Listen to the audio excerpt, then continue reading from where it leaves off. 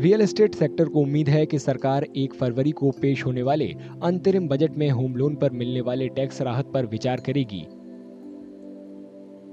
जानकारों का कहना है कि होम लोन पर मिलने वाले रियायत में आखिरी बार 8 साल पहले बदलाव किया गया था।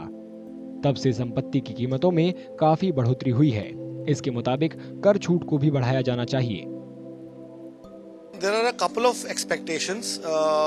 The first expectation would be that I would appeal to the government that for the last 8-10 years, there is the income tax relief that is given on housing finance has been 1.5 lakh rupees. Now the property prices have appreciated by 100% over the last 4-5 years in all the areas. So when prices have gone up, the person has to take a higher loan. So because he has to take a higher loan, he has to pay a higher EMI and thus higher interest. So the government should definitely look at increasing that limit of 1.5 lakh rupees. Real estate sector की दूसरी प्रमुख मांग संपत्ति की बिक्री पर लगाए जाने वाले पूंजीगत लाभ कर से जुड़ी है।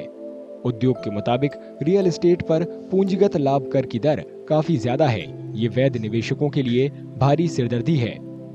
जो कुछ चीज़ें हम लोगों की डिमांड हैं उसमें एक मेजरली जो कैपिटल गेन टैक्स को लेकर के जो एक एक्सपेक्टेशन है कि कैपिटल गेन टैक्स हमारा कुछ रिड्यूस होना चाहिए और उसका जो टेन्योर है इन्वेस्टमेंट का वो भी कम होना चाहिए, जिससे डेफिनेटली इन्वेस्टर्स को रियल एस्टेट में इन्वेस्ट करने से और उसके बेनिफिट्स में वृद्धि होगी, जिससे इन्वेस्टमेंट का क्वांटम रियल एस्टेट में बढ़ेगा। अंतरिम बजट में इन मांगों पर गौर किया जाएगा या नहीं, ये देखना बाकी है।